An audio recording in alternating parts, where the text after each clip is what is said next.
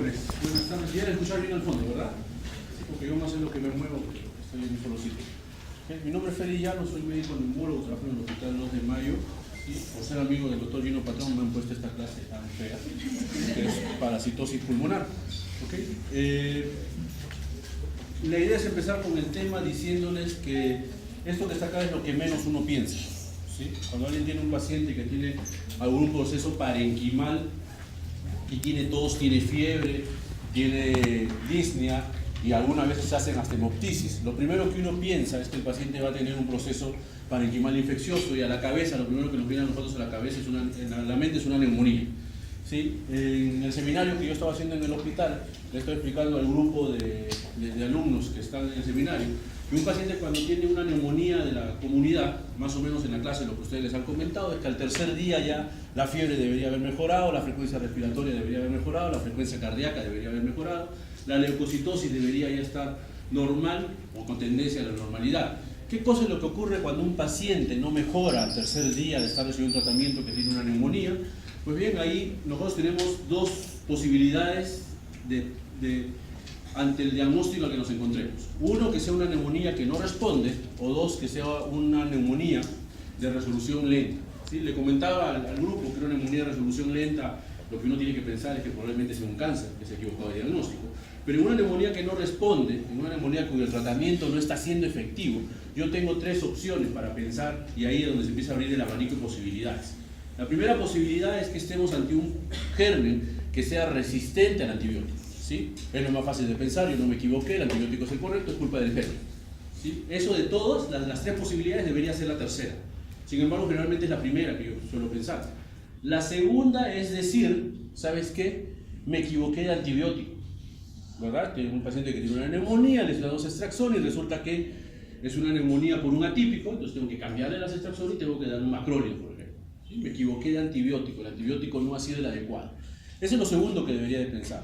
Lo primero que debería de pensar, por encima de me equivoqué de antibiótico, o por encima de que es culpa del germen, porque esto que está acá es un germen resistente al antibiótico, lo primero que tengo que pensar es, quizás me equivoqué de diagnóstico. ¿Sí? Quizás no es una neumonía bacteriana, y ahí es donde se abre el abanico de posibilidades de todo lo que debería de ser.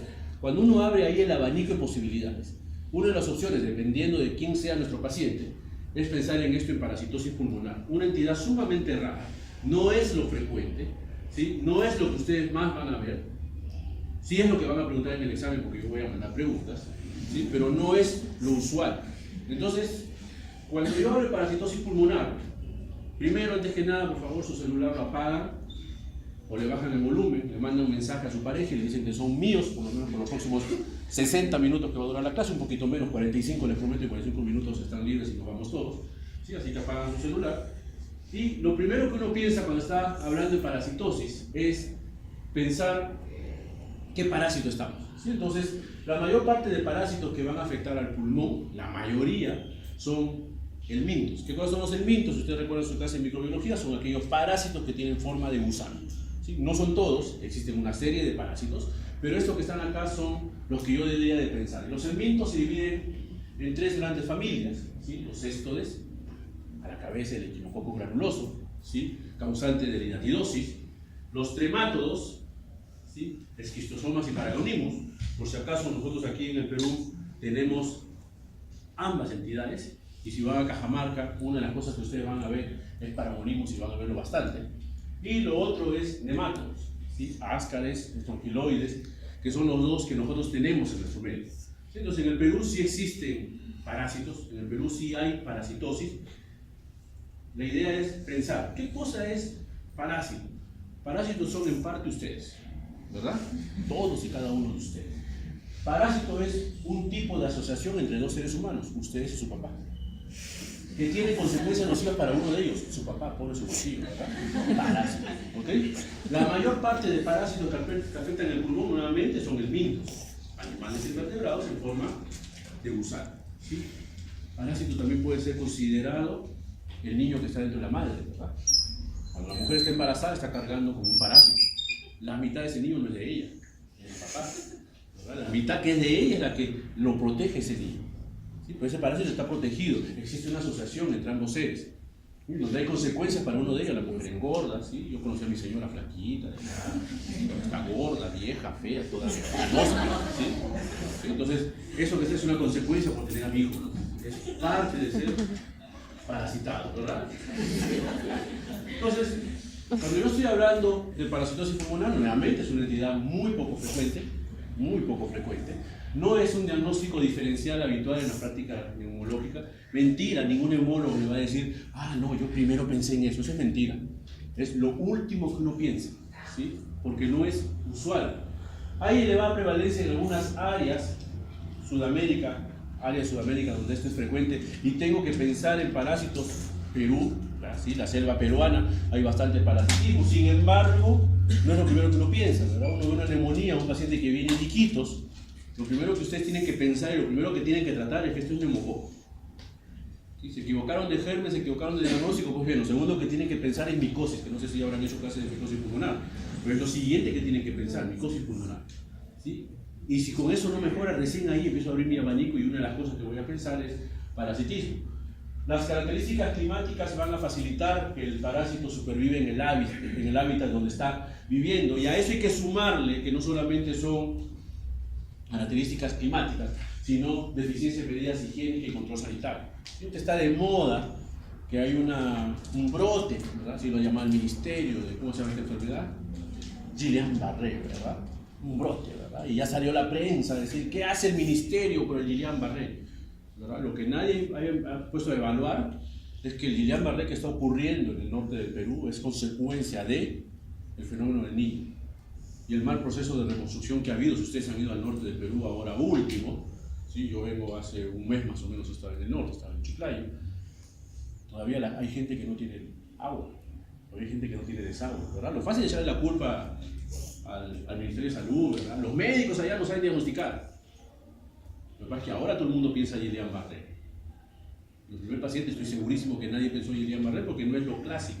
No es lo clásico pensar en una enfermedad rara. Una cosa que me decía uno de los docentes que me enseñó a mí justo en neumología, cuando yo estaba como ustedes de alumno, ¿sí? Una de las cosas, ¿sabes qué estaba pensando? ¿Qué años tienen ustedes? 97. Sí, pero yo hacía neumología y ustedes estaban naciendo. Estaba pensando ahí, hoy día puse en la mañana mientras estaba manejando, casi choco. Tienen la edad de lo que yo había entrado ya en la facultad. Yo entré en la facultad y todavía no nacía. Quizás su papá ni siquiera se conocía. Yo entré en la facultad en el año 93. ¿Sí? Pero, muy aparte de todo eso, una de las clases que me decía uno de los profesores que yo tenía en neumología es que primero tienes que pensar en una manifestación rara de una enfermedad frecuente antes que pensar en una manifestación frecuente de una enfermedad rara. Si llega un paciente que tiene flema, le tomo una placa, tiene fiebre, le tomo una placa, tiene una condensación basal derecha, neumococo. Eso es lo primero que tengo que pensar. ¿Sí? Nadie va a pensar, ah, no, esa es una estrongiloidasis pulmonar, ¿verdad? Con eosinofilia pulmonar. Eso nadie va a pensar. Y si algún neumólogo les ha dicho que lo ha pensado de primera intención, les está mintiendo. ¿Ok? Existe una norma de que debe considerarse en cada visitante, turista, refugiado político, estudiante, hombre de negocio diplomático que padece un trastorno pulmonar no explicado. Sí, estamos siendo invadidos por venezolanos. ¿Sí? Porque esa es la palabra, invasión total de venezolanos. ¿Sí? Y ellos están trayendo sus enfermedades de lo que ellos tienen allá, y no se olviden ustedes que Venezuela es casi el 50% de Venezuela es trópico. ¿Sí? Es algo que uno no se debe de olvidar, ¿verdad? Estos son todos los parásitos. ¿Sí? De aquí va a venir la pregunta del examen. ¿Sí? De este y de la siguiente diapositiva va a venir la pregunta del examen. Diga usted el parásito que estaba en la segunda fila, tercera columna. ¿Sí? Son todos los parásitos que en teoría se deberían de ustedes de aprender. La verdad es que no se lo van a aprender. Esa es la verdad. Lo que más que nada quiero que vean acá es que la mayoría de los parásitos son cosmopolitas, están en cualquier sitio. Solamente tienen que tener la característica de que hay clima favorable, higiene no favorable, y el parásito empieza a desarrollarse. ¿Ok? Y esto que está acá es algo que sí voy a preguntar. ¿Sí? Les estoy avisando con tiempo, después que el doctor ya no es abusivo. ¿Sí? ¿Cuáles son los parásitos y los síntomas que los parásitos suelen producir con mayor frecuencia? ¿Sí? Básicamente yo me voy a centrar hoy día, porque no vamos a hablar de todos. Básicamente en dos vamos a conversar hoy día. ¿Sí? Básicamente dos. La ameba y el equinococcus, que son los dos más frecuentes. ¿Sí? Los parásitos producen tos, ¿sí? Algunos más que otros. ¿Sí? Los parásitos producen sibilancias, Y si llega un paciente que tiene tos y tiene sibilancia, ¿qué es lo primero que ustedes tienen que pensar? Que neumonía, por Dios, eso es lo que va a pensar, ¿no? Que ese paciente tiene asma, ¿sí? Que posiblemente tenga una crisis asmática y lo van a intentar nebulizar. ¿Okay? Entonces, por lo tanto, uno no va a pensar en parasitosis. Hay pacientes que van a hacer disnea, hay pacientes que van a hacer neumonitis, que es una inflamación del parénquima pulmonar. Entonces, si viene un paciente a la emergencia que tiene tos, que tiene disnea, que tiene sibilancia, y que yo encuentro en la radiografía de tórax signos intersticiales de neumonitis, ¿qué es lo que tengo que pensar? ¿Qué es lo primero que ustedes van a pensar? Tos, fiebre, sibilancia y en la placa de tórax, infiltrado intersticial bilateral. A predominio de base ya, salió más. ¿Qué es lo primero que tienen que pensar? ¿TEP? ¿Por qué van a pensar en TEP? ¿Qué? Neumonía. ¿Qué es neumonía? ¿Por qué germen?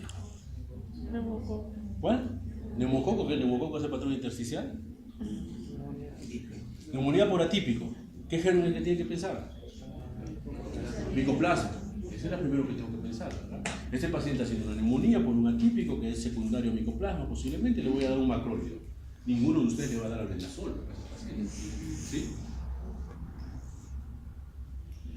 Los parásitos van a llegar al pulmón, ¿sí? O pueden afectar al pulmón mediante básicamente 3 mecanismos. El primer mecanismo es durante una fase de su ciclo vital, ¿sí? El parásito, como parte de su ciclo vital, termina llegando al pulmón, ¿sí? Van a afectar al pulmón tras la infección de otro órgano, o van a afectar al pulmón a través de infestación directa o invasión directa en el parénquima, en la pleura o en los bronquios.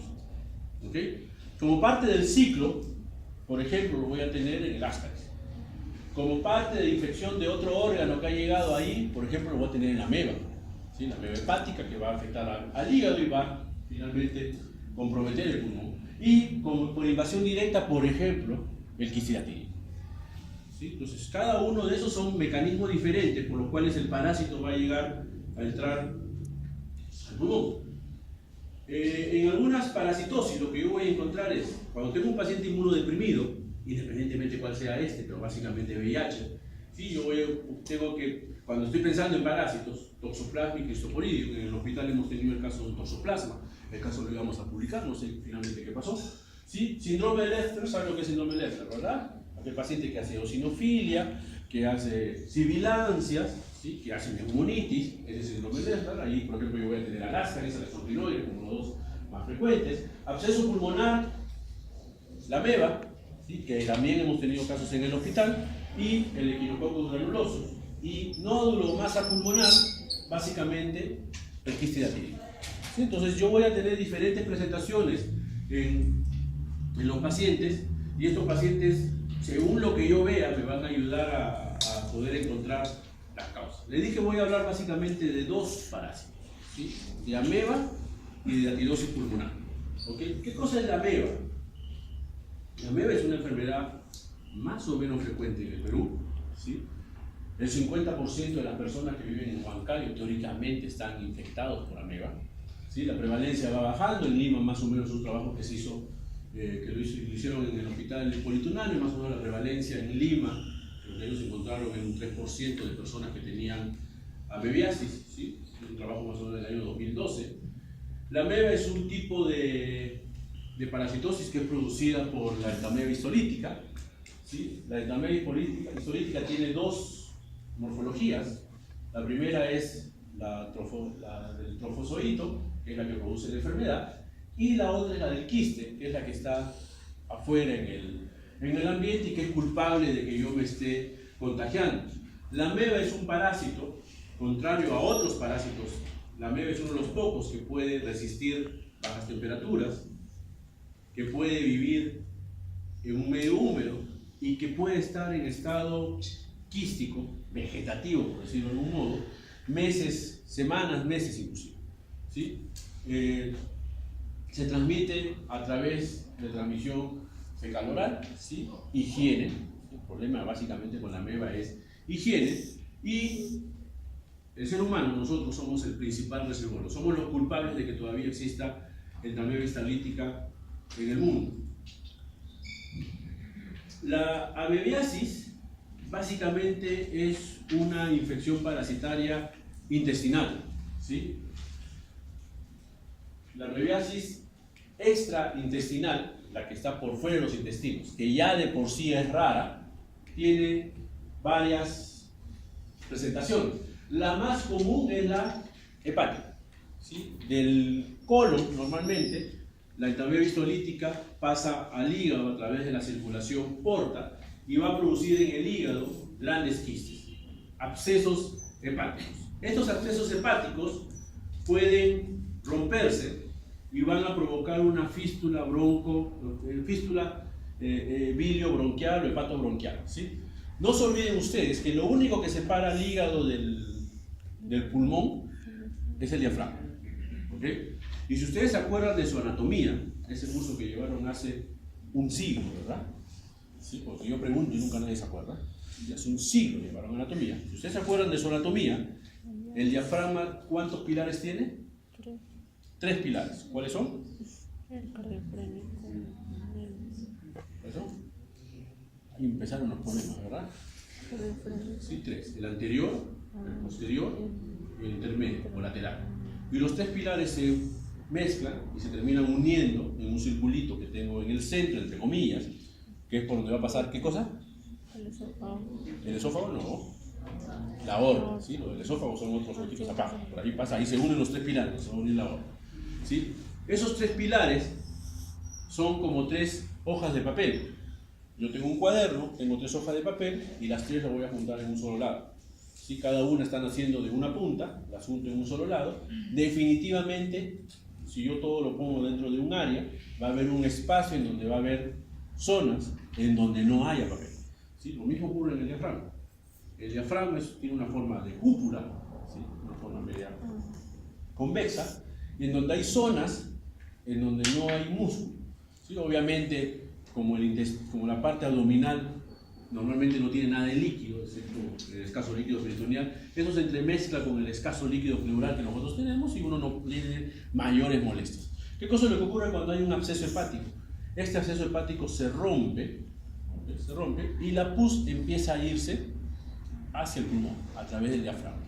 Cuando la pus llega al pulmón, lo que provoca en el pulmón es una erosión y por eso se forman las fístulas broncobiliares o hepatobronquiales, y esto es lo que me va a terminar dando amebiasis pleuroparenquimal. Otra opción que tiene la ameba de llegar ahí es a través de invasión directa del intestino sin compromiso hepático. Sumamente raro, ¿okay? Sumamente raro, pero también puede haber. Pero lo más frecuente es que la amebiasis extraintestinal, la más frecuente de todas, es la hepática, y cuando este absceso hepático se rompe, me va a llevar a una amebiasis pleuroparenquimal. Existen otras formas mucho más raras de amebiasis, ¿okay? Mucho más raras, pero que también sería bueno conocer, como la cerebral, como la cutánea o la amebiasis pericárdica, ¿okay? Entonces, lo que yo sé es que el pulmón es el segundo lugar más frecuente o más común de infección extraintestinal dentro de lo que es las amebas, ¿sí? La ameba entra, los quistes entran, se transforman en trofozoitos, se empiezan a multiplicar, ¿sí? Empiezan a hacer lesiones o laceraciones en el colon. Esto es lo que va a terminar llevando a que lleven al hígado, formando los abscesos hepáticos, y de ahí se va a ir al pulmón, ¿sí? Y de ahí se va a ir al pulmón provocando la forma de enfermedad que nos está trayendo el día de hoy. ¿Cuál es el cuadro clínico de esta enfermedad? Bueno, casi siempre, como les digo, es extensión de un absceso hepático, por lo tanto yo tengo que esperar que el proceso sea más del lado derecho, ¿verdad? Difícilmente va a tener una amebiasis del lado izquierdo, allá no tengo hígado. Entonces, en la mayoría de veces, más del 90% diría yo, son amebiasis que vienen del hígado. ¿Qué cosa es lo que voy a tener como cuadro clínico? Lo más frecuente, lo más común, que hay un derrame pleural, ¿sí? Esos derrames pleural pueden ser estériles, ¿sí? Eso no es lo frecuente, pero lo más frecuente es que haya derrame pleural, o que haya una fístula hepatobronquial. La fístula hepatobronquial lo que me va a dar es tos productiva, el paciente va a tener tos con flema, y lo que le va a decir es que a la hora que expectora, más que el color, porque el color no suele llamar la atención, lo que el paciente va a sentir es que está con un feo olor fétido. ¿Alguna vez han ido a un desagüe y lo han destapado? bueno, pues ahora van a ir a un desagüe, lo van a destapar, van a respirar hondo y eso que está ahí es el olor de la ameba, para que nunca se olvide. ¿Okay? Yo he tenido, no sé si la buena suerte o la mala suerte de ver un cuadro de amebiasis pulmonar, dos cuadros de amebiasis pulmonar. La primera olí, la segunda lo dejé al residente, tú eres sordo, ¿sí? Porque el olor es insoportable. ¿Okay? Literalmente es un desagüe. Y ese paciente que va a venir le va a decir, tengo tos, tengo flema y la flema tiene mal olor, absceso pulmonar. ¿Sí? No creo que es absceso pulmonar. Dentro de los abscesos pulmonares anaerobios, ¿verdad? Pero si ya huele demasiado mal, no sé si ustedes han visto ya un absceso pulmonar. ¿Sí? Pero si han visto un absceso pulmonar, un paciente con absceso pulmonar, el mal olor que tiene es un olor fétido. Eso que está ahí multiplíquenlo por 10 más o menos, es el olor que tiene la amebiasis pulmonar. ¿Cómo hago el diagnóstico? Pues bien, es difícil, no se diferencia de un absceso pulmonar bacteriano, es exactamente lo mismo, ¿sí? Está dentro del diagnóstico diferencial. Absceso bacteriano que no mejora, esto es tuberculosis, esto es cáncer abscedado o esto es una parasitosis, de la parasitosis ameba, lo más probable, ¿sí? Y lo que tengo que hacer es básicamente tratar de aislar el germen. ¿Sí? ¿Dónde aíslo el germen? En pleura o en esputo. Difícil que lo consiga, ¿sí? Bien difícil que lo consiga, pero igualito vale la pena el intento. Como les digo, yo he visto 2 casos de amebiasis pulmonar en el hospital. Ambos casos pudimos hacer el diagnóstico, uno por líquido pleural y el otro por esputo. ¿Sí? Pidan ambos procedimientos, esputo y líquido pleural, para que mejoren un poco la sensibilidad. Como les digo, según la literatura es rara, yo he tenido la suerte de ver 2 y los 2 han salido cultivos directos, uno en toracocentesis y el otro en esputo. ¿Qué cosa es lo que le voy a dar a estos pacientes? Algo sencillísimo, metronidación. ¿Sí? Normalmente a nosotros o a ustedes, yo me incluyo, nos han enseñado que cuando tengo un paciente con absceso pulmonar, ¿cuál es el germen? ¿Cuál es el germen que es más frecuente en absceso pulmonar? ¿Cuál es? ¿Estreptococo? No. Estafilococo tampoco. Anaerobios. Sí, eso es lo más frecuente. Absceso pulmonar igual a anaerobio. No sé si han hecho clase de absceso pulmonar. Sí, pero absceso pulmonar, ¿no han hecho neumopatías supurativas? Todavía. Ahí van a hablar de absceso y bronquiectasia. Lo más frecuente es anaerobios. ¿Ok? Entonces, yo tengo un paciente que tiene anaerobios. ¿Cuál es el antibiótico que le tengo que dar? ¿Qué le dan en tratamiento de absceso pulmonar? ¿Qué es lo que le dice su lógica? ¿Qué cosa es algo bueno para matar anaerobios? ¿Cuál? Bueno, ya han hecho microbiología, ¿no? Voy a aprovechar que estoy acá, voy a hacer una cita con el decano para jalarlos a todos. Me han dado unas hojas así, que tengo que calificar, no sé qué cosas tengo que calificar, de verdad. Me he pasado toda la mañana que estoy en el ministerio sin escuchar nada, porque estoy llenando las hojas con el nombre de los que son de mi grupo, nada más, también me faltan todos los demás. Ya, a todos ya les puse 10, ya, más fácil, ya está sumando, que está bien. ¿Sí? Inclusive a los que van a anotar la otra semana, ya saben su nota por si acaso, la otra semana, ya tienen 10. ¿Ok? ¿Qué antibiótico tengo que dar? Ceftriaxona y clinda. ¿Sí? Ceftriaxona y clinda. Hay un antibiótico que maltratan mucho. ¿Sí? Hay 2 antibióticos que realmente maltratan mucho en general los médicos. Uno es el cloranfenicol. ¿Sí? Ya nadie le tiene fe al pobre cloranfenicol. ¿Sí? Cloranfenicol. ¿Cuál es el problema del cloranfenicol? Efecto secundario más frecuente del cloranfenicol. Pregunta examen de residentado. Anemia plástica. ¿Sí? En el Perú hemos usado cloranfenicol años y ningún anémico hemos tenido, por lo menos aplásico. Sí, anémico otra cosa tenemos un montón, ¿verdad? Anémico aplásico ninguno. El cloranfenicol es un antibiótico que lo inventó un ruso en plena Guerra Fría. Entonces, ¿quién creen que le creó la fama de ser anemia plástica? Estados Unidos. Y por eso la FDA lo sacó, ¿sí? El cloranfenicol produce anemia plástica, no lo utilicen. ¿Okay? La verdad es que el cloranfenicol produce menos anemia plástica que los tratamientos que se usan para cáncer, como metotrexato, por ejemplo. ¿Sí? Pero como lo inventó un ruso en plena Guerra Fría, ¡pum!, le pusieron la cruz.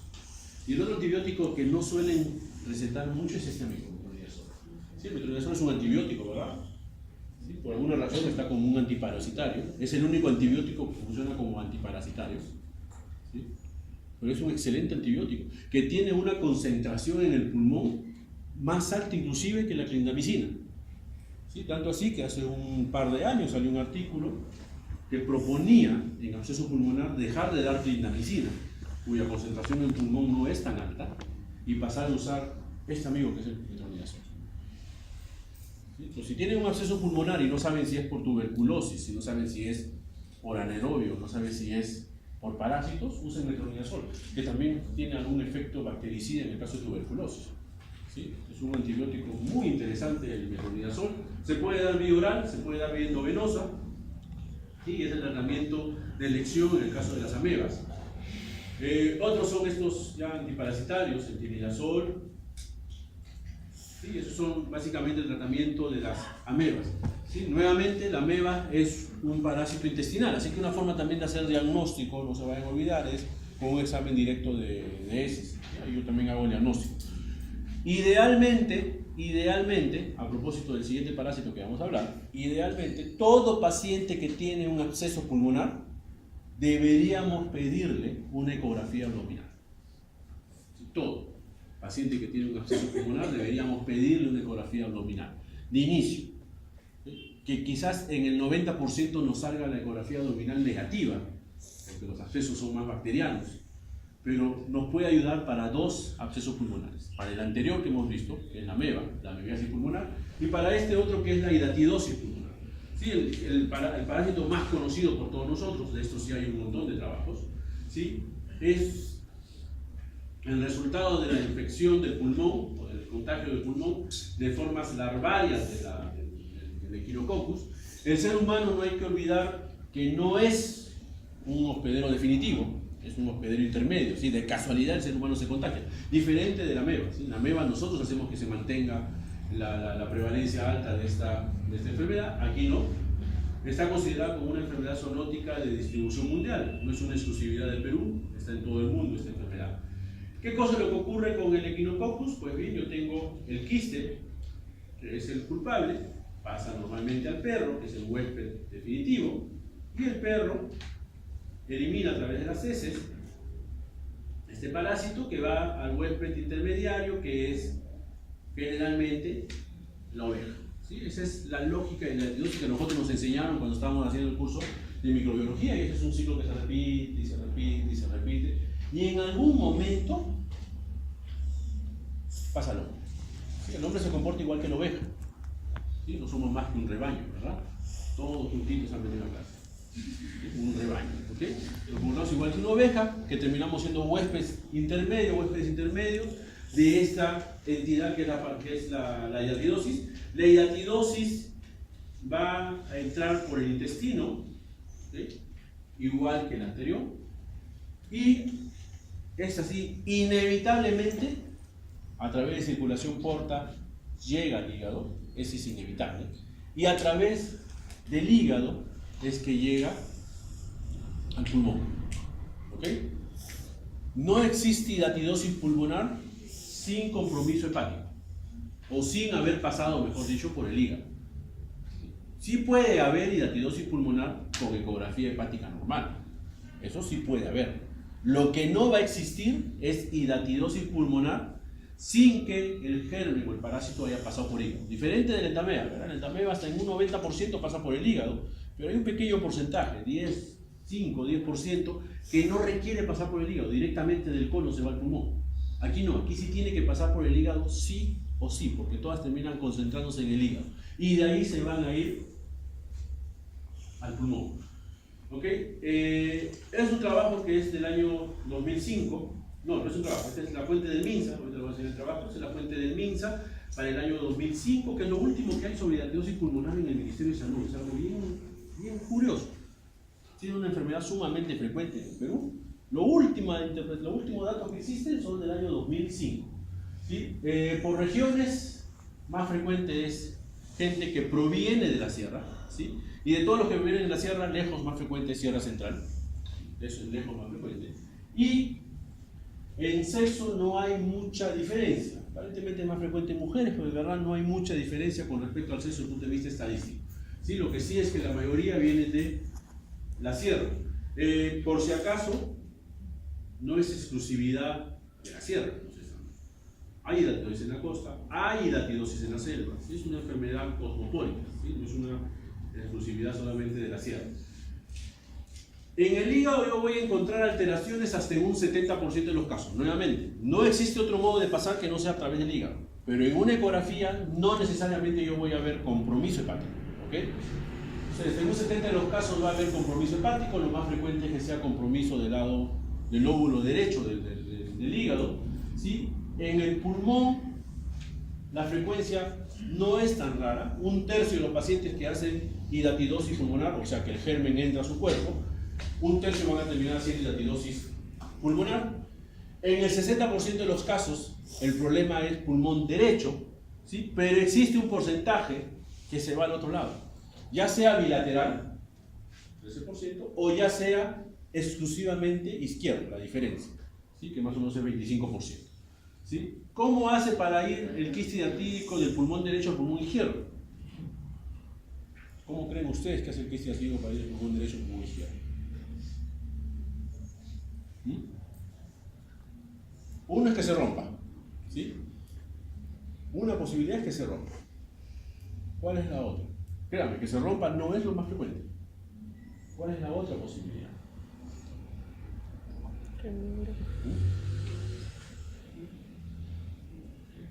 ¿El parásito qué cosa es? Es un ser vivo, es una planta. Es un ser vivo. ¿Qué cosa es lo que hacen los seres vivos? Se movilizan. Tienen que buscar comida. ¿Okay? Lo que va a hacer el quiste hidatídico es el pulmón derecho va a subir por tráquea, por bronquio, perdón, llega a tráquea y de ahí se va al otro bronquio. ¿Okay? Y así llega al pulmón izquierdo. Cuando se rompe no es lo frecuente, ¿sí?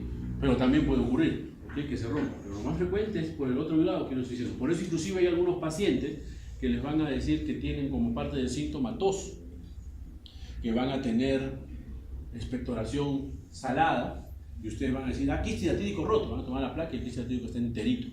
¿Por qué? Porque son los otros quistes que están que se mueven, ¿sí? ¿Cómo se llama la tos con expectoración salada? ¿Cuál es el nombre semiológico? Vómito. Vómito. ¿Quién les ha mentido así? ¿Quién les ha mentido? Cruelmente les ha mentido, ¿eh? Y ustedes aceptan la realidad así total, sí, maestro. ¿Sí? ¿Qué es broncorrea? Le pregunté al grupo del seminario, ¿qué es broncorrea? ¿Qué es broncorrea? Broncorrea, ¿qué es broncorrea?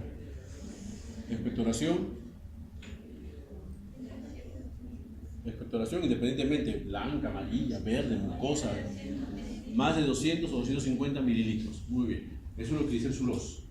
¿Qué es vómica? No es expectoración salada. Expectoración más de 1 litro, más de 1000 mililitros. Eso es vómica, ¿sí? Que el más frecuente que vomique sea el quiste hidatídico. Y que de ahí nos hayan dicho que como el quiste hidatídico es la expectoración salada y se nos haya metido en la cabeza que la vómica es igual a expectoración salada, no es un error.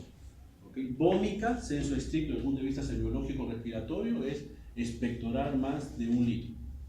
¿Okay? El más frecuente es este que está acá, quiste hidatídico. Otro puede ser un absceso pulmonar. ¿Okay? Pero vómica es más de 1 litro. Inclusive hay pacientes con bronquiectasia que se echan, hacen su drenaje postural y botan 1 litro. Eso ya no es broncorrea, eso es vómito. ¿Okay? Independientemente si es salado o dulce o si es mucoso o purulento. ¿Okay?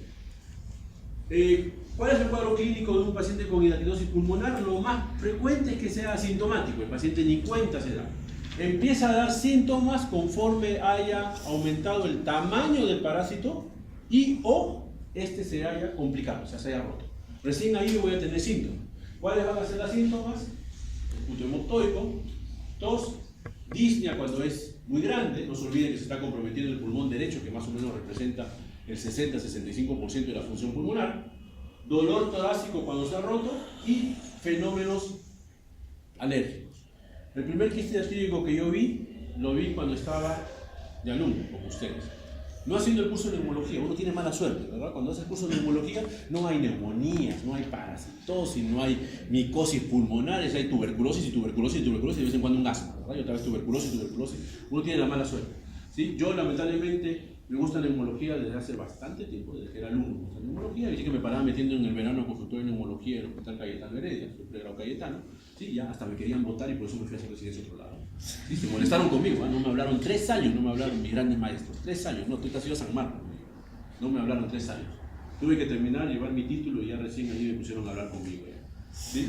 Pero en una de esas vi mi primer paciente con quiste hidatídico. ¿Quién fue mi primer paciente con crisis diatídico? Nunca me voy a olvidar. Fue una paciente, una mujer, más o menos 25 años creo que tenía en ese rato, y era chiquillo, yo tenía 20 tenía entendido yo, 19, 20, ya tenía 25 más o menos, que llega al hospital por una crisis asmática. ¿Sí? La paciente ingresa y su cuadro clínico era que había estado tranquila y después de comer pescado, y eso es lo que ella refería clarito, después de comer pescado, sin antecedente de alergia al pescado, y después de comer pescado, en la cevichería que quedaba a la vuelta del hospital, nunca más volví a ir a esa cevichería, ¿sí? Ella refiere que empezó a sentir picazón en la garganta, empezó a faltarle el aire y empezó a enrojecerse las manos y la cara. La traen sus amigos con los que estaba al colegio, perdón, con los que estaban sus amigos la traen al hospital y llega al hospital y lo recibe el de turno, ¿verdad? Y el de turno lo que ve es una paciente que está con prurito, que está con rash dérmico en la cara, en los brazos, está con tos, está con disnea y al examen físico había sibilantes. ¿Qué es lo primero que ustedes creen? ¿Qué? Hablen fuerte, no se escucha. Una reacción alérgica, ¿verdad? Posiblemente hasta un angioedema. Es lo primerito que uno cree, ¿verdad? Llega la paciente a la emergencia, le ponen su corticoide, Dexa, el peruano es famoso por su dexametasona, ¿verdad? Le ponen su antihistamínico, su clorfenamina. Como no mejora, le ponen adrenalina. Empieza a mejorar, ¿sí? Pero todavía había sibilantes. Ya había tenido 3 nebulizaciones en el camino. Entonces hacen interconsulta neumología. Paciente con crisis asmática que no mejora. Entonces va el asistente, el R4, el R3 y el chupe, que era yo. Yo llevaba la maleta, llevaba la mochila, llevaba los estetoscopios, todo llevaba yo. ¿Sí? El alumno habría estado en 4º, 5º año de medicina, como les digo, no menos, tenía 20 años, habría estado en 4º año de medicina más o menos. ¿Sí? Entonces llegamos, ¿no? Le examinan todo y el colega, el neumólogo, el asistente, le dice al residente de 4º año, ¿no? Diagnóstico diferencial, la clásica del residente, ¿no? Dime los diagnósticos que no sea asma, ¿verdad? Los 50 diagnósticos. Entonces, empieza a decir su diagnóstico, esto, y por ahí él dice, reacción inflamatoria, una neumonitis secundaria al pescado, ¿no? Lo que se le ocurre. Entonces el asistente agarra y le pregunta al residente de 3er año, ¿qué espera en una radiografía de una neumonitis? Y le agarra y dice, patrón intersticial, muy bien, pídanle su placa, y me dejan a mí. Te quedas y cuando salga la placa, nos llamas y nos dice qué hay. Ay, doctor, yo no había hecho rayos X, no había hecho nada, pero ya como yo me estaba enseñando, ya algo sabía yo. Doctor, veo rayitas, doctor, veo manchitas, así decía. Entonces, le toman la placa y qué cosa había, tremendo quiste. Y yo me acordaba, pues, el patrón intersticial son rayas, bolitas, ¿verdad? Pero quiste no había, entonces lo llama al asistente, doctor, mire, ¿sabe qué? Veo una masa. ¿De qué paciente estás hablando? El paciente de emergencia, la neumonitis. ¿Qué cosa ves? Una masa. ¿Pero cómo vas a ver una masa? Y vino con intención de sacarme. ¿Sí? ¿Por qué? Que no se ha aprendido nada, que neumonitis, que esto, que lo otro, y yo le enseño la placa, ¿no? Y se queda viendo la placa ahí. Era un quiste diatídico que se había roto, ¿verdad? Y los Scolex habían provocado una reacción de hipersensibilidad en la paciente. Dérmica, neumonitis, bronquial, ¿sí? Esa paciente hasta con fiebre se había llegado a la emergencia. ¿Sí? Coincidencia que había pasado mientras ella estaba comiendo pescado. ¿Sí? Coincidencia, o sea, por ese motivo había descuadrado a todo el mundo. ¿Sí? Coincidencia total. Fue el primer quiste diatídico que yo vi. ¿Ok? A partir de ahí aprendí lo que yo suelo decir siempre, ¿no? Dime los diagnósticos diferenciales, toda la gama de posibilidades. ¿Sí? Porque siempre es bueno, ¿verdad? Hacer pensar, ¿sí? A veces trabajar la mente de vez en cuando. Sí, pero fue el primer quiste diatídico que yo vi, nunca me voy a olvidar. ¿Ok? Entonces, ahí está. Puede haber urticaria, puede haber prurito, fiebre, trastornos gastrointestinales, disnea, cianosis, así llegó la paciente a la emergencia. 25 años. ¿Ok? Se le dio su tratamiento como para proceso inflamatorio, ¿ok? Manifestaciones alérgicas. La paciente mejoró y después se quedó en el hospital internado porque había necesidad de operarle y se había roto. Signos y síntomas es un trabajo hecho en el hospital en el año 2008. ¿Sí? Mi nombre no está ahí, pero yo fui uno de los que ayudó a recolectar los datos, y después ni la gracia me dieron, ¿verdad? Ni siquiera en el ETOLA, pueden ir y buscar el artículo, ni siquiera en el ETOLA estoy yo. ¿Sí? Pero yo ayudé a recolectar los datos, ¿sí? Era residente en ese rato. Yo ya había terminado la residencia, le estaba ayudando a este amigo que está acá, Rafael, es un cirujano de tórax, ahora trabaja en Estados Unidos, hizo la residencia en el hospital. Para que él se gradúe tenía que tener su tesis de cirugía de tórax, entonces lo ayudamos con otro amigo más que está en el hospital ahorita, que también es asistente de neumología. Los dos lo ayudamos a recolectar los datos de ese trabajo, ¿no? Después lo publicaron y ni siquiera aparecieron nuestros nombres en los otros. ¿Sí? Bueno, no tenía por qué aparecer tampoco, el trabajo es sobre la base del 2003 al 2005 y yo recién entré al hospital en el año 2005 a hacer la residencia. ¿Sí? ¿Qué cosa fue lo que encontraron como síntomas o signos más frecuentes? Contrario a lo que uno puede creer que esté en rojito, ¿verdad? Porque lo primero que a nosotros nos ha metido en la cabeza, ¿verdad? Vómica igual expectoración salada igual que sedatídico. ¿Sí? Primero, que la vómica no es expectoración salada, es expectoración más de 1 litro. Y segundo, que solamente va a ocurrir en 1/3 de pacientes. No es lo frecuente. No esperen esperar que el paciente vomite, porque solamente va a ocurrir en 1 de cada 3. ¿Okay? Lo más frecuente es que el paciente tenga dolor, que tenga tos, que tenga fiebre, que tenga disnea, que tenga hemoptisis. Y si llega a la emergencia un paciente que tiene tos, que tiene fiebre, que tiene dolor y que tiene hemoptisis, y peor todavía, si ha sido de comienzo agudo, ayer, ¿qué cosa es lo que tienen que pensar? Fiebre, tos, disnea, dolor torácico, fiebre, tos, dolor torácico, disnea y de punto hemoptoico. Y para colmo he empezado ayer o hace 2 días. ¿Qué es lo primero que tengo que pensar? Examen de neumología, ¿verdad? Lo primero que tengo que pensar es que este paciente ha sido un tromboembolismo pulmonar. No, mentira que voy a... es una hidatidosis, mentira. Lo primero que tengo que pensar es que este paciente ha sido un tromboembolismo pulmonar. Después voy a decir, no, quizás es una neumonía, depende del tiempo de enfermedad, o quizás es una tuberculosis inclusive. ¿Verdad? Ustedes han hecho clase de tuberculosis, ¿quiénes han dicho síntomas más frecuentes? Tos, disnea, fiebre, dolor y hemoptisis. ¿Sí? Son los síntomas más frecuentes de una tuberculosis. ¿Sí? O alguien ha venido y les ha dicho, en un tuberculosis lo que ustedes van a encontrar es vómica. No, ¿verdad? Y como les digo, la vómica solamente la voy a ver en 1 de cada 3 pacientes que tienen quiste hidatídico. No es lo frecuente. ¿Sí? Eso no es lo más frecuente. ¿Cuáles son las complicaciones que voy a tener en un quiste hidatídico?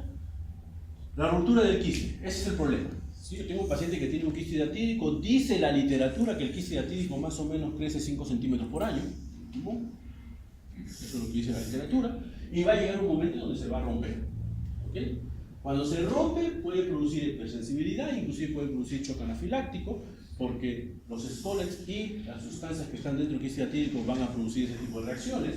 Se puede producir o se va a producir implantaciones múltiples. Lo peor que le puede pasar a un cirujano, lo peor que le puede pasar a un cirujano que está operando un quiste hidatídico es que el quiste se le rompe en plena cirugía. ¿Sí? Porque ya hay implantaciones secundarias.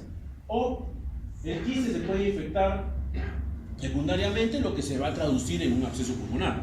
¿Sí? El quiste se rompe, tengo mi vómica, creo que es algo pasajero, de ahí se me pasa todo, no tengo nada más, y después empieza ese quiste a complicarse, a infectarse, a sobreinfectarse y va a producir un absceso pulmonar. ¿Sí? Entonces, son las 3 complicaciones más frecuentes: que se rompa, que se implante, que haya secundarismo y que se complique con una infección. ¿Qué cosa es lo que tengo que hacer para hacer el diagnóstico? Lo que tengo que hacer para hacer el diagnóstico es respuesta inmune. ¿Okay? Para la respuesta inmune tengo que entender cómo es que surge la respuesta inmune. ¿Okay? El culpable de que yo tenga respuesta inmune es el líquido del quiste hidatídico, que es el mismo culpable de que yo tenga una reacción de hipersensibilidad. ¿Okay? Mientras que el quiste no se rompa, yo voy a estar tranquilo. Cuando el quiste se rompió, va a empezar la fiebre, va a empezar la tos, va a empezar la línea, va a empezar los sibilantes, quizás el prurito dérmico cuando se rompe. ¿Por qué? Por culpa del líquido que está dentro del quiste hidatídico. La capa laminar, ¿sí? Esa capa laminar, la que está envolviendo al quiste, la que está en contacto con el pulmón, esa no es culpable de ninguna reacción. Nada. ¿Sí? Y la capa germinativa va a actuar como una barrera que va a impedir el contacto de los antígenos del líquido con los antígenos o los anticuerpos del huésped.